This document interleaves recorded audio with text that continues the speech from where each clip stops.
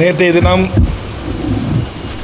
என் உடன் பிறந்த சகோதரர் திரு திருமாவளவன் அவர்கள் தைலாபுரம் தோட்டத்தில் மருத்துவர் ராமதாஸ் ஐயா அவர்களை சந்தித்தார். அந்த சந்திப்பு தமிழ்நாட்டு பத்திரிகை ஊடகங்களில் அவரவர்களின் கற்பனைக்கு ஏற்றவாறு, எண்ணங்களுக்கு ஏற்றவாறு செய்தியாக வந்து கொண்டிருக்கிறது. அந்த சந்திப்புக்கும் அரசியலுக்கும் துளியும் சம்பந்தமில்லை. அந்த சந்திப்பு என்பது ஒரு 1/4 நூற்றாண்டு காலத்திற்கு மேலாக நானும் எனது குடும்பமும் எனது சகோதரர்களும் எனக்கும் பின்னால் கடலூர் ஒருங்கிணைந்த மாவட்டத்திலும் தமிழ்நாட்டின் பல பகுதிகளிலும் அன்றைய பாட்டாளி மக்கள் கட்சிக்காக நாங்கள் உழைத்தோம். மருத்துவர் ராமதாஸ் ஐயா அவர்கள் எங்களை வழிநடத்தினார்கள். அவர் மூலமாக 2 முறை சட்டமன்ற உறுப்பினர் என்ற பதவியை நான் அடைந்தேன். அரசு உறுதிமொழி குழு தலைவர் என்கிற பதவியை நான் வகித்தேன்.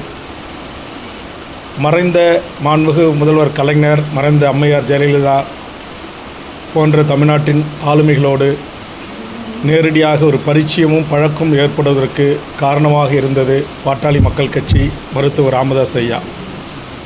அந்த அடிப்படையில் தற்போது பாட்டாளி மக்கள் கட்சியில் மருத்துவர் ஐயா அவர்களுக்கும் டாக்டர் அன்புமணி ராமதாஸ் அவர்களுக்குமான ஒரு கருத்து முரண்பாடு ஏற்பட்டு வந்து அதில் மருத்துவர் ஐயா அவர்கள் மனம் வருந்தி பத்திரிகையாளர் சந்திப்பில் கண்ணீர் மல்கியதை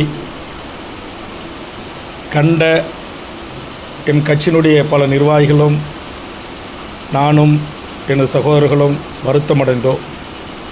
சமூக நீதி தளத்தில் தமிழ்நாட்டில் தொடர்ந்து பணியாற்ற வேண்டிய ஒரு மாபெரும் அரசியல் இயக்கம் பாட்டாளி மக்கள் கட்சி.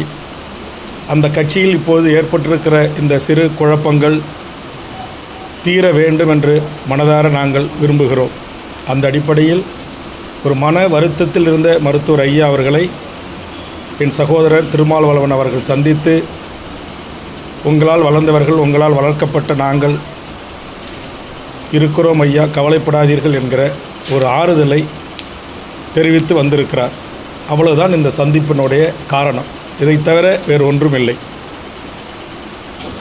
அதே மாதிரி மருத்துவர் அன்புமணி ராமதாஸ் ஐயா அவர்களும் என்னை தொடர்பு கொண்டு ஏற்கனவே நடந்தவையாக இருக்கட்டும், இனி நடப்பவை நல்லதாக இருக்கட்டும் என்று